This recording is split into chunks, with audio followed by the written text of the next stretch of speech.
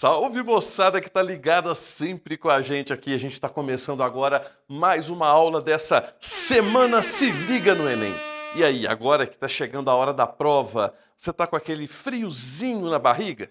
Então vem comigo aqui, ó. Inspira profundamente e expira lentamente. Ajudou? Bom, eu espero que tenha ajudado pelo menos um pouquinho, tá bom? Mas, para a gente tirar esse friozinho da barriga de uma vez por todas, vamos fazer agora uma revisão zona de todos os assuntos que vão cair na prova de linguagens do Enem. Então, fica ligado, porque a nossa revisão zona começa logo depois da nossa vinhetona. Vai ser uma aulona.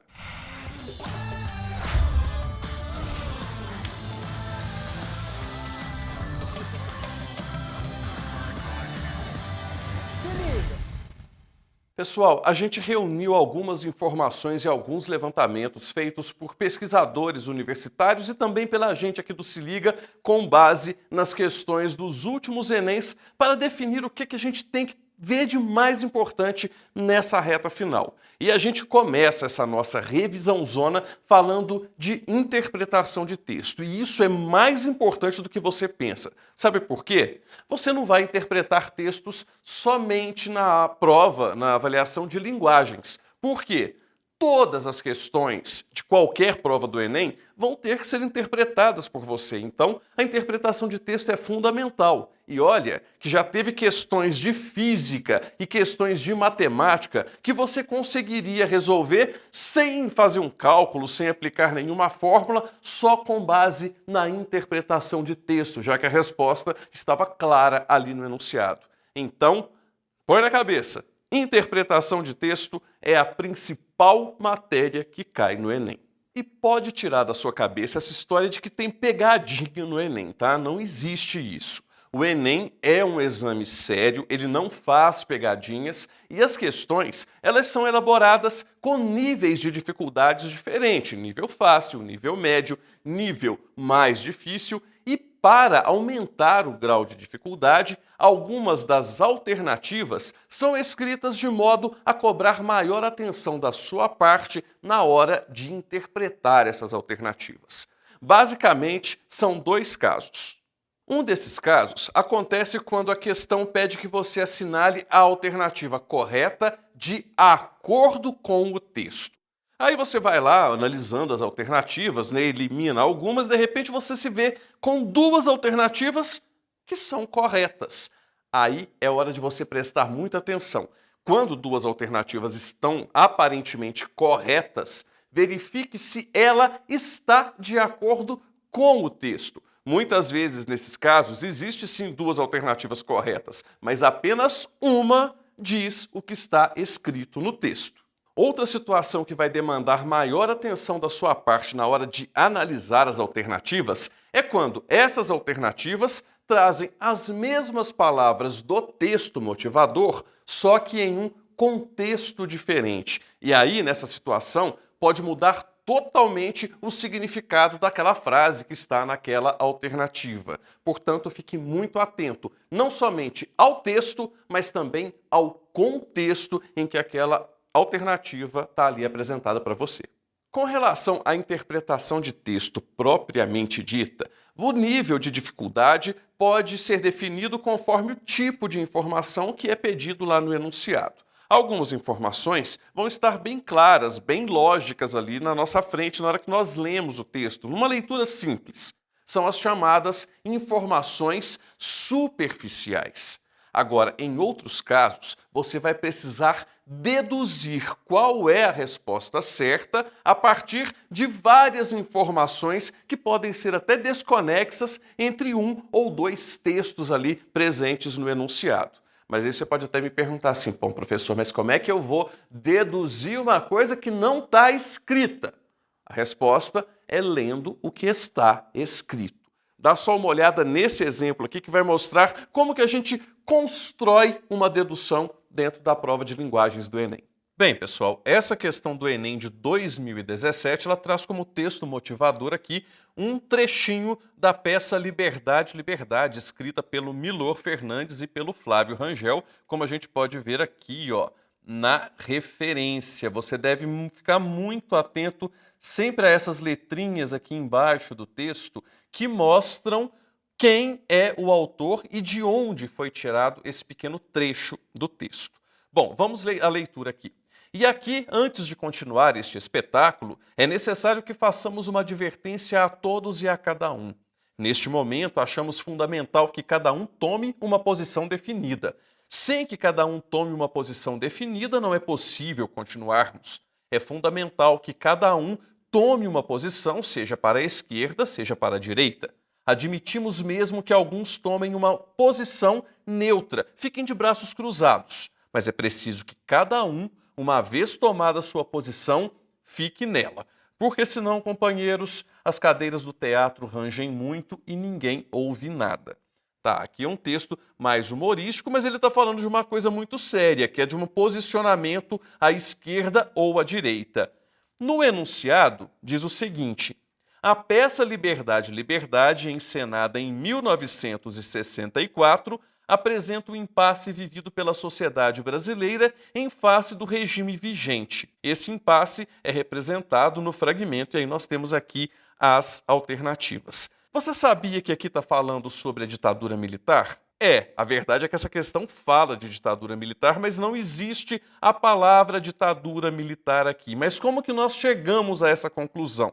Bem, a peça Liberdade, Liberdade, encenada em 1964, apresenta o impasse vivido pela sociedade em face do regime vigente. Então aqui não existe a palavra ditadura militar especificamente falada, mas quando nós relacionamos regime vigente com o ano de 1964, logo nós sabemos que aqui estão falando do período da ditadura militar. Ou seja, você acabou então percebendo uma informação que não estava explícita no texto.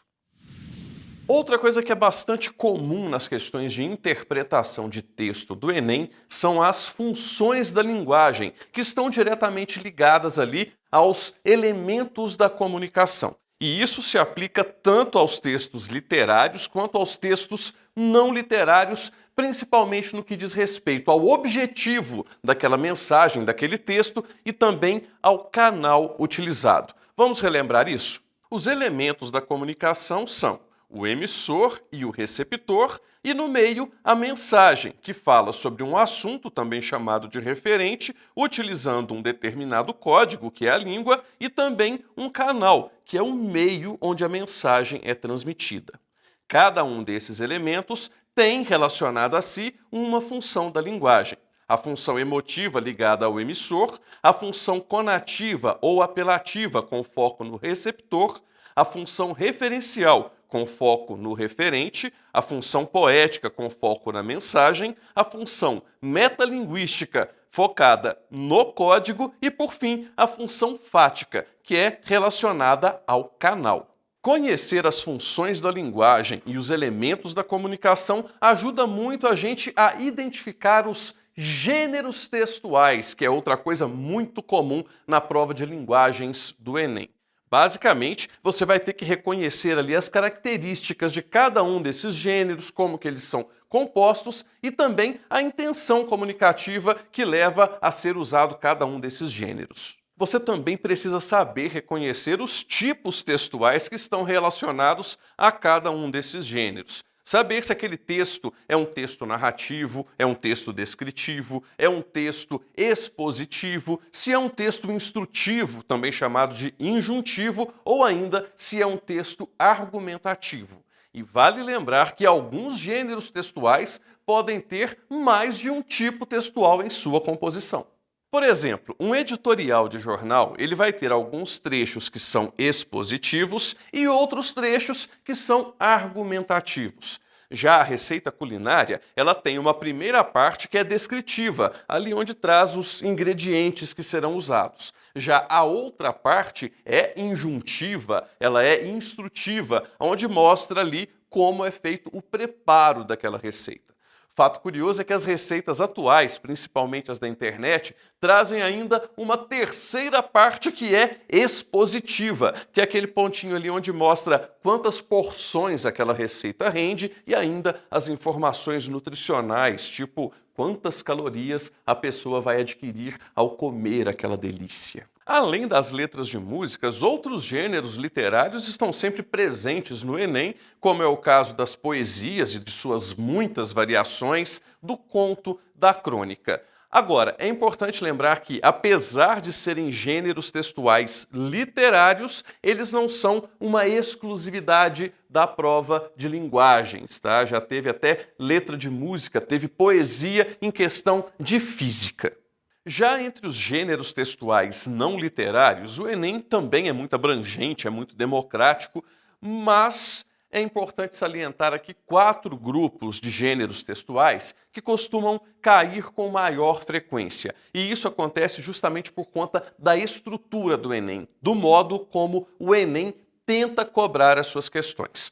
Um desses grupos é o que abrange os chamados textos jornalísticos. E aqui eu estou falando de notícia, de reportagem, de artigo de opinião, artigo de cartas ao leitor ou carta do leitor, também os editoriais e ainda algumas charges que são publicadas também em jornais. O fato é que o Enem cobra bastante atualidades e as atualidades são divulgadas onde? Nos jornais, por meio dos textos jornalísticos. Então a gente tem sempre que ficar aí atento a essas coisas, a essas notícias que acontecem ao nosso redor. Agora, não são somente notícias atuais. Podem aparecer notícias do passado que são relacionadas a algum fato histórico ou alguma mudança social importante ocorrida. Então, fique muito atento também à data em que aquele texto jornalístico foi publicado. Os textos de divulgação científica também são muito comuns nas questões do Enem. Claro que eles vão trazer ali informações sobre as novas descobertas que as ciências têm feito no mundo atualmente e tentar relacionar essas descobertas com os conteúdos que foram estudados por vocês durante o ensino médio. Podem ser, então, assim, artigos científicos que foram publicados em grandes publicações consagradas, ou então textos de divulgação científica para o grande público, que saem em revistas como Super Interessante, Galileu, Ciência Hoje, entre outras. Agora, pode ficar bem tranquilo. Apesar de trazer palavras um pouco complicadas, porque são termos técnicos, geralmente os textos de divulgação científica apresentam uma linguagem clara e objetiva dentro da norma padrão da língua portuguesa, e isso facilita muito a interpretação do texto. O terceiro bloco é formado pelos textos publicitários, que têm uma linguagem bem mais híbrida, mesclando vários tipos de elementos ali, e isso acaba cobrando uma atenção muito maior do leitor. Agora, um fato que é curioso, mas que também ajuda bastante a gente a se preparar melhor para a prova, é que a maioria dos textos publicitários que caem nas questões do Enem são textos sobre algum tipo de campanha pública, alguma campanha de mobilização, uma campanha social, uma campanha de saúde. Isso se deve ao fato de o Enem ter uma pegada mais social mesmo, envolvendo essa mobilização social. Assim, essas propagandas acabam sendo ideais para avaliar os conhecimentos dos candidatos. E por fim, vamos falar dos gêneros multimodais, que são aqueles que misturam vários tipos de linguagem. Tem texto verbal, tem imagens, tem outros elementos gráficos ali misturados. Algumas propagandas fazem parte dos gêneros multimodais. Mas aqui você precisa saber interpretar também as charges, as tirinhas, os cartazes, os cartoons e também alguns gêneros audiovisuais, como a teledramaturgia e também os filmes. É importante aqui, nesse caso, você saber relacionar ali os elementos verbais com os elementos visuais. Vamos ver um exemplo de uma questão do Enem que envolvia um texto multimodal. Bom, essa questão ela traz um cartaz de uma campanha de apoio aos refugiados, né? Ela traz a imagem de um par de tênis bastante surrados, um deles aqui inclusive não tem cadarço, ele usa uma tira de plástico, parece, para amarrar e a gente vê que esse sapato está colocado sobre um fundo de terra bastante úmida, um chão bastante sujo. O texto diz: vamos calçar os sapatos dos refugiados e dar o primeiro passo para entender essa situação. Olha o enunciado. Neste cartaz, o uso da imagem do calçado, aliada ao texto verbal, tem o objetivo de. Então, o que essa questão está querendo saber? O que esse texto aqui, deixa eu mudar aqui para a caneta, ó, esse texto que está aqui, como que ele se relaciona com essa imagem aqui, que é a imagem dos dois sapatos? Bom, a resposta é simbolizar aqui a necessidade de adesão à causa dos refugiados. O que a gente quer aqui é mostrar que esses textos multimodais, eles são complementares. A imagem que nós temos aqui dos sapatos complementa o texto que está aqui. Então, uma parte auxilia a outra na formação de todo o sentido.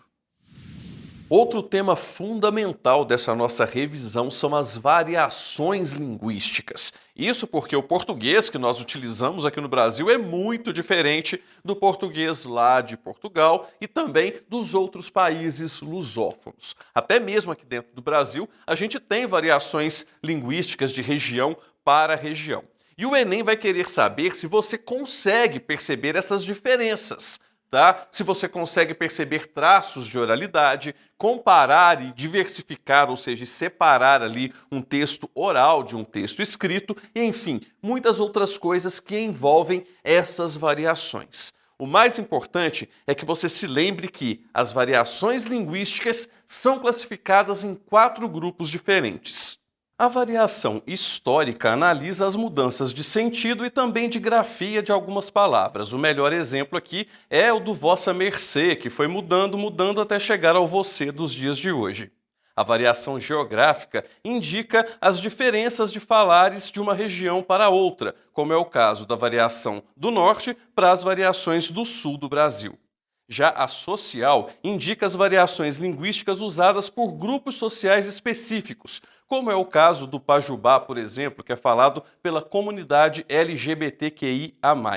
E ainda a variação situacional, que é aquela que mostra as diferenças entre a linguagem utilizada em situações diferentes, como numa reunião de trabalho ou numa reunião familiar e ainda entre um grupo de amigos. O sentido das palavras em determinados contextos também é muito cobrado nas questões de interpretação do Enem.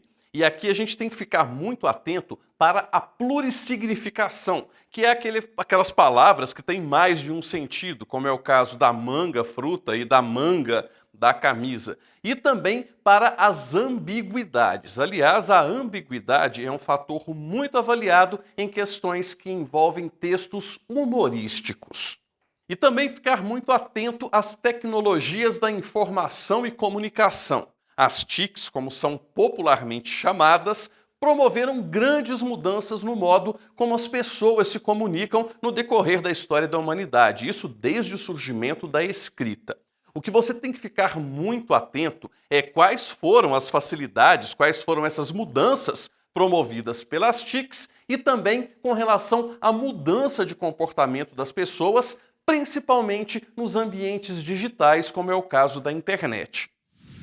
Vamos agora à nossa revisão de gramática. O Enem não cobra de você diretamente, especificamente ali as normas gramaticais, tá? Regras, isso não vai cair. Você não vai precisar, por exemplo, localizar num texto ali uma oração coordenada sindética adversativa. Mas você precisa saber que algumas estruturas de texto podem entrar numa oração em oposição a uma outra estrutura, ou seja, uma oração se diverge da outra dentro de uma mesma estrutura. Isso é a mesma coisa, é uma oração adversativa.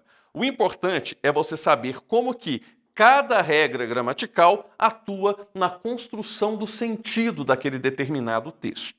Olha só uma questão de gramática que cobra a regra gramatical, mas de um jeito bastante leve até. Veja bem, a charge traz um menino deitado lá com uma cara de preguiça danada e o texto. A preguiça é a mãe de todos os vícios. mas uma mãe é uma mãe e é preciso respeitá-la. Pronto. Então aqui a gente tem uma formação de humor também. Agora, olha o enunciado. Nesta charge, o recurso morfossintático. O que que isso aqui quer dizer? Que tem a ver com a morfologia, que é o significado das palavras ali, e também com o lado sintático, que é a relação que uma frase tem com a outra, que uma palavra tem com a outra dentro da produção de sentido e da formação de um texto, né? Então, o que que colabora? Qual o aspecto morfossintático que colabora para o efeito de humor que está indicado aqui na charge? Bom, as alternativas trazem o emprego de uma oração adversativa que orienta a quebra da expectativa ao final, o uso de uma conjunção aditiva que cria uma relação de causa e efeito entre as ações, retomada do substantivo mãe que desfaz a ambiguidade dos sentidos a ele atribuídos, utilização da forma pronominal lá, que reflete um tratamento formal do filho em relação à mãe, e repetição da forma verbal é, que reforça a relação de adição existente entre as orações. Você observa que aqui a gente tem nomes: conjunção aditiva, oração adversativa, substantivo, forma pronominal lá, forma verbal é. A gente tem aqui nomes de regras gramaticais, nomes muito comuns na gramática. Mas observem que logo em seguida a continuação explica o que é a oração adversativa ou o que ela faz no texto, o que a conjunção aditiva faz ou cria no texto. Então, na alternativa, mesmo que apareça um termo de gramática complicado, essa alternativa vai trazer também uma espécie de explicação do que ela significa. A gente lendo essas alternativas aqui, a gente percebe, claro, que o mas, que está aqui, ó, em cima na charge, vou marcar de vermelho aqui para vocês verem, ó. Esse mas aqui, ele introduz uma oração adversativa que quebra a expectativa do final. Afinal de contas, ele fala de mãe de um jeito e depois a gente tem uma segunda significação para a palavra mãe. Então, é só perceber o seguinte: requer uma atenção maior, mas essas questões, em muitos aspectos, elas são autoexplicativas. A alternativa traz uma coisa, mas ela também explica o significado dessa coisa, desse termo gramatical que aparece aqui na prova. E é nessa pegada de cobrar as regras gramaticais um tanto misturadas aí com a literatura e com outros gêneros que você vai ter alguns dos temas mais presentes no Enem. De gramática a gente tem estrutura e formação de palavras, pontuação, verbos e classes de palavras.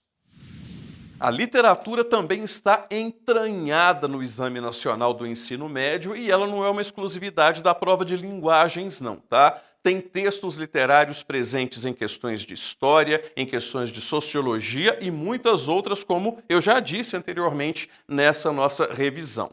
O importante é que você saiba reconhecer em que época aquele determinado texto literário foi escrito, porque isso vai causar interferência tanto no formato, no estilo, na estética daquele texto, quanto no significado que ele tem para o leitor. O Enem não tem uma lista de livros de leitura obrigatória para os candidatos que vão fazer a prova, mas cada um de vocês precisa ter um mínimo de noção de teoria literária, principalmente sobre a classificação das escolas literárias, a linha do tempo das escolas literárias. Isso porque o autor de cada uma delas tinha um tipo de relação com a sociedade de sua época e com as ideias que eram difundidas, e isso certamente vai estar refletido no texto. É importante também ficar muito ligado em como que ele usa a linguagem, que tipo de linguagem que aquele autor está usando. É uma linguagem mais formal? É uma linguagem quase oral? Presta atenção nisso. As escolas literárias mais cobradas nas questões de linguagens do Enem são o romantismo, o realismo e o modernismo. E isso tem uma razão.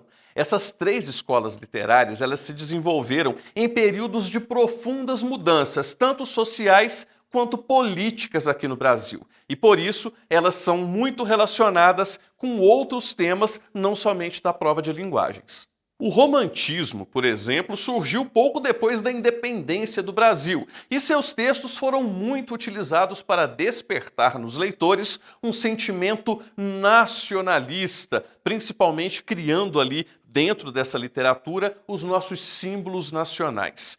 Outra coisa também é uma hipervalorização dos costumes burgueses, principalmente aqueles inspirados no cristianismo. Isso porque a burguesia, naqueles meados de século XIX, estava se consolidando como a classe dominante aqui no nosso país.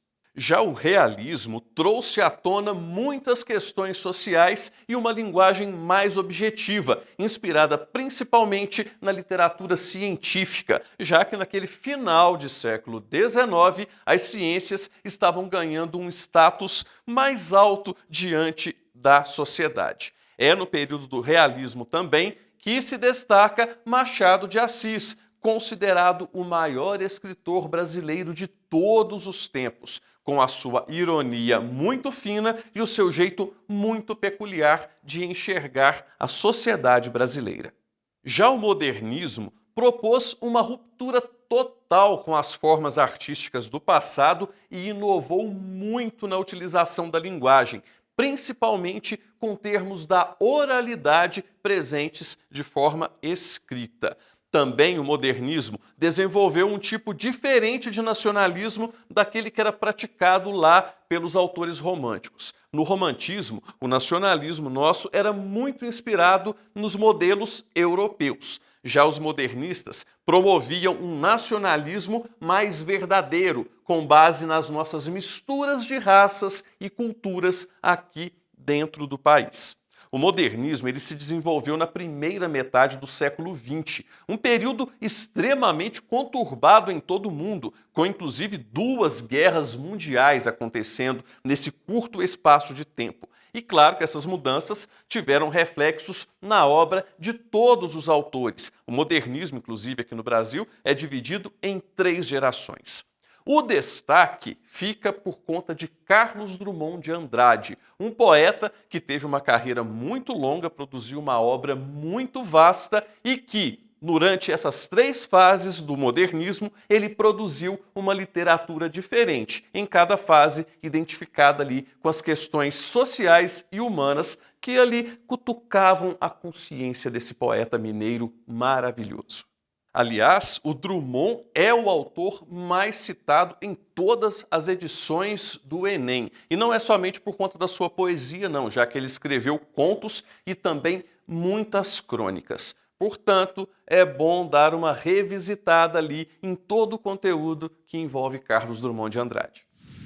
Nas questões de literatura do Enem também aparecem muito as figuras de linguagem, principalmente aquelas de aspecto semântico. Ou seja, aquelas que brincam com o significado das palavras que estão ali no texto. Aí nós podemos citar a antítese, a sinestesia, a ironia, a metáfora e muitas outras. Claro que você não precisa decorar o nome delas e saber exatamente o que acontece ali, mas é importante você perceber quando uma figura de linguagem está presente ali e alterando, brincando um pouco com os sentidos daquele texto.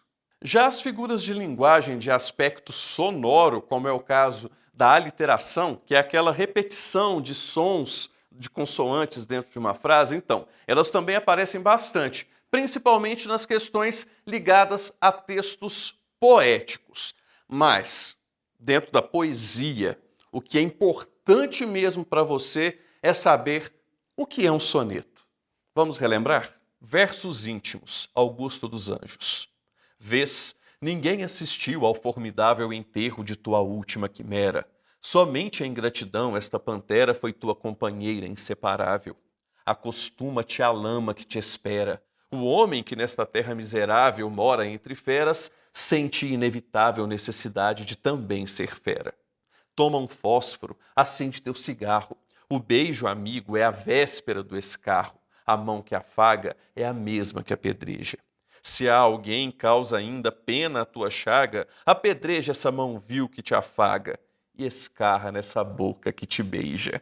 O pessoal assusta um pouco com esses versos, mas para mim é um dos poemas mais bonitos do Augusto dos Anjos, embora traga termos aqui um pouco assustadores para alguns. Mas eu não quero falar da temática, e sim da forma desse poema. Bem, isso aqui é um soneto. O soneto é um poema fixo que vai ter sempre 14 versos. Aqui nós temos 1, 2, 3, 4, 5, 6, 7, 8, 9, 10, 11, 12, 13 e 14. Então nós temos aqui 14 versos. Bem, esses versos eles estão divididos em 4 estrofes. Temos aqui 1, 2, 3, 4 estrofes. Sendo que essas 4 estrofes são divididas em 2 quartetos, que são estrofes com 4 versos. Nós temos aqui as 2 primeiras estrofes com 4 versos e as 2 últimas estrofes com 3 versos. Isso não muda. Todos os sonetos são desse jeito. E aí, quando alguns poetas resolvem inovar, normalmente é contrapondo essa forma fixa, que é considerada tão perfeita, com outras formas mais livres. A importância de se saber o que é um soneto está no fato de que ele é considerado uma das formas mais perfeitas de poesia dos últimos séculos. É uma forma fixa que é bastante recorrente em várias escolas literárias. A gente tem soneto no classicismo, no barroco, no parnasianismo, no simbolismo e até mesmo no modernismo. O importante é que você saiba comparar um soneto com as suas formas fixas com outras formas de poesia mais livres, como aquelas praticadas durante o romantismo e pela maioria absoluta dos poetas do modernismo. As questões do Enem também costumam relacionar muitas manifestações culturais do cotidiano, como as letras de rap e funk, e também manifestações folclóricas, como é o caso do Bumba Meu Boi do Maranhão e do Amazonas, e também o Carnaval do Rio de Janeiro. Outra coisa, como eu já disse aqui nessa aula, é que todo ano cai letra de música. É importante lembrar também que os textos literários tem um sentido conotativo, ou seja, um sentido figurado. E isso vai exigir de você uma atenção redobrada na hora de perceber ali o que é a mensagem, que mensagem aquele texto está querendo passar. E isso tem muito a ver com as figuras de linguagem que nós já falamos na revisão de hoje. A prova de linguagens do Enem também traz questões sobre artes. E aqui você vai ter que saber um pouquinho sobre o básico de artes plásticas e também de música, mas eu acho que a gente já falou de música na aula de hoje, né? Então vamos falar de artes plásticas. Você vai ter que saber reconhecer alguns conceitos básicos ligados a esse tipo de arte, como, por exemplo, o traço, o material que é utilizado, a técnica, os tons de cores e, principalmente, se existem diferenças na representação, se ela é muito fiel à realidade ou se ela traz representações mais abstratas. Vamos ver isso um pouquinho na prática. Se compararmos o Davi de Michelangelo, obra renascentista, com o Rapto das Sabinas, que é uma escultura barroca do francês Jean Boulogne, ou Jean Bologna, como ele ficou conhecido na Itália, em ambas há uma busca pela perfeição dos traços, tentando representar a figura humana com a máxima fidelidade. Porém, enquanto o Davi tem uma postura passiva, está ali parado, com o rosto quase inexpressivo, em O Rapto das Sabinas, a representação do movimento, com figuras que expressam dor e sofrimento nos rostos. Em poucas palavras, a segunda escultura é mais dramática e exagerada que a primeira. Mas se compararmos as duas esculturas anteriores com o Monumento aos Bandeirantes, obra modernista de Victor Brecheret, que fica na cidade de São Paulo, veremos que não há um compromisso com a representação da realidade neste monumento. Nós podemos distinguir as figuras dos cavalos e das pessoas, mas as formas que a escultura apresenta não têm nada a ver com os cavalos e os seres humanos reais. As vanguardas europeias também estão muito presentes nas questões tanto de artes quanto de literatura. Isso porque esses movimentos que explodiram lá na Europa no começo do século XX acabaram interferindo e promovendo uma mudança muito radical na estética de todas as artes como um todo. As vanguardas europeias, inclusive, foram o estopim para o começo do movimento modernista aqui no Brasil e em outros países do mundo. Vamos agora então recordar rapidinho quais são essas vanguardas? O expressionismo trazia a reprodução das manifestações do mundo interior, ou seja, da intimidade dos autores, dos pintores, isso como um ser visto individualmente. São pinturas, são obras artísticas que elas vão evitar a representação fiel da figura humana ou das outras figuras, mas sempre trazer também expressões bastante conturbadas. A gente consegue perceber assim que aquelas expressões estão vindo de sentimentos muito angustiantes. A gente tem aqui no caso do Grito, do Edvard Munch, né, essa figura humanoide aqui no centro, que está desesperada, parece que gritando dentro dessa situação toda, dentro de um mundo que está à volta dele. A gente tem outras representações de pessoas, mas o foco é na angústia desse personagem central desse quadro. Já nesse outro aqui, que é a Boba, da Anita Malfatti, a gente tem essa expressão também, esse olhar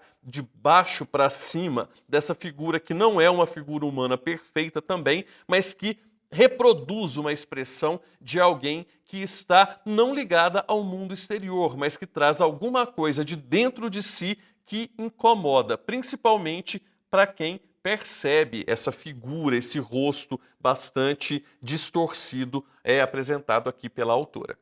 O cubismo fazia uso dos ângulos e de figuras geométricas para proporcionar uma visão gradativa e também diferenciada do aspecto como um todo. Aqui nós temos duas obras de Pablo Picasso. Na primeira, que é Les Demoiselles d'Avignon, né, que são as moças de Avignon, a gente tem aqui as figuras, mas você pode perceber, por exemplo, aqui nesse ponto, nós temos uma mulher com o seio quadrado, uma forma que não tem nada a ver com a forma real. Outra característica muito comum também são as figuras com caras que lembram representações, os rostos lembram representações de máscaras africanas. Aqui a gente tem uma relação com a cultura mais tribal, principalmente inspirada na África. Agora, outra coisa que é muito visível também nas obras do cubismo é uma superposição de imagens, uma superposição de ações. Essa figura aqui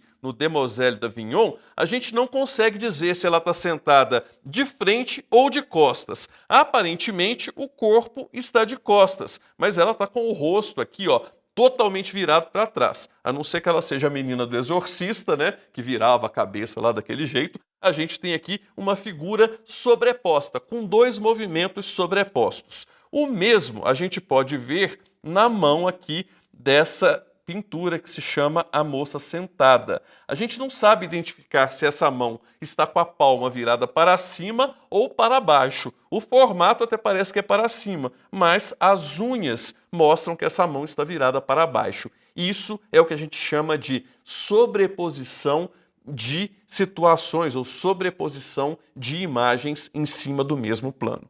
Já o dadaísmo tinha uma produção absolutamente individual, espontânea e não buscava muito um nexo nas coisas, não. Na verdade, esses artistas que seguiam o dadaísmo, essa vanguarda, pregavam que qualquer coisa podia ser ressignificada e ser transformada numa obra de arte. A gente tem aqui o famoso bebedouro, né, que na verdade é um mictório, uma peça muito conhecida, e aqui uma outra obra, que é a roda de bicicleta, que ela pega dois instrumentos muito comuns. A gente tem uma banqueta branca e uma roda de bicicleta. As duas foram unidas por esse ponto e acabaram se transformando em uma obra de arte. É isso que o dadaísmo prega: pegar coisas que têm uma utilidade determinada e transformá-las numa obra de arte, ressignificando a utilidade que aquelas coisas tinham.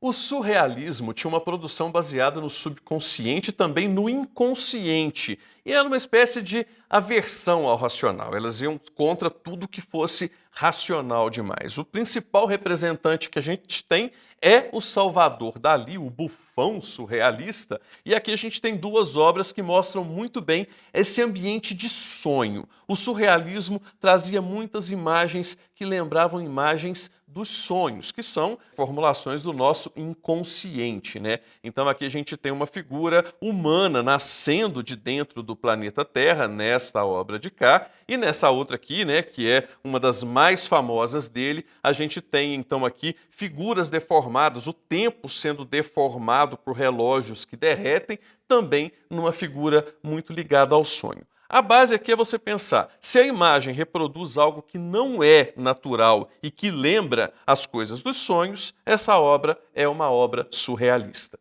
Por fim, o futurismo, que é anárquico e revolucionário, pregando a modernidade, valorizando a velocidade, basicamente isso.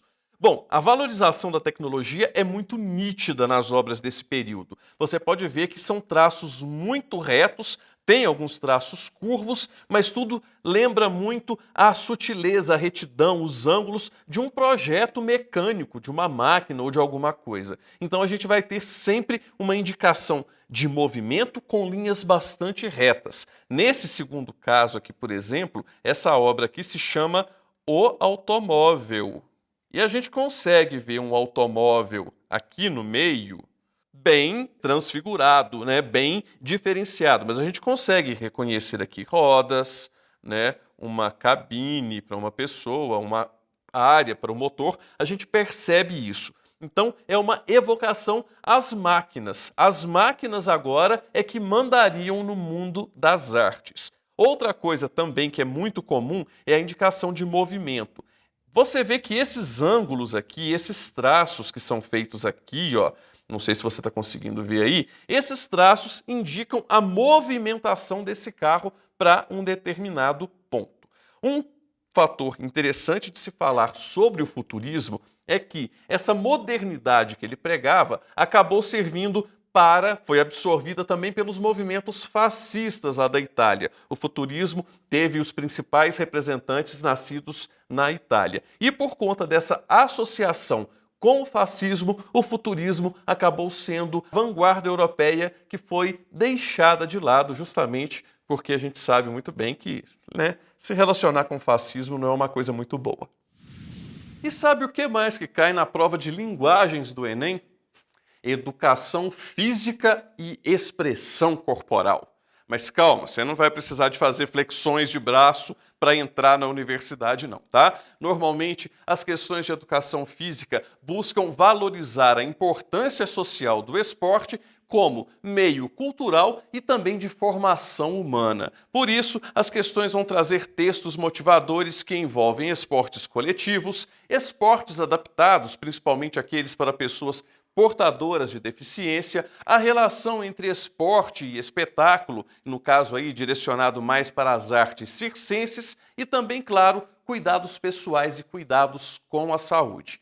Agora, são questões simples de interpretação de texto e você, com certeza, vai fazer com muita facilidade, sem precisar suar a camisa. Pessoal, a gente está chegando aqui no finalzinho da nossa revisão zona de linguagens nesta semana Se Liga no Enem. Se você ainda não viu as outras aulas de revisão, aproveita, dá uma navegada aqui na nossa playlist e se ainda não é inscrito no canal, se inscreve, ativa as notificações, clica aí no sininho para ficar sempre ligado nas nossas novidades. E olha que o Se Liga tá com muita novidade por aí, hein? Também não esquece de dar aquele joinha aqui embaixo, tá? E agradar um pouquinho o professor. Você não sabe o tanto que eu fico feliz quando você dá o seu like aqui embaixo para mim. Vale lembrar ainda, galera, que na prova de linguagens também tem as questões de língua estrangeira, tá? De espanhol e também de inglês. Você precisa dominar um pouquinho só dessas línguas, porque, afinal de contas, facilita muito o fato de que os enunciados e as alternativas são em português. E agora que está chegando a hora da prova, se vier de novo aquele friozinho na barriga, faça do jeito que nós ensinamos lá no comecinho. Inspire e expire. Eu fico por aqui e desejo a todos vocês uma excelente prova. E antes do finalzinho, uma última dica. Vai lá e arrasa. Beijo, YouTube!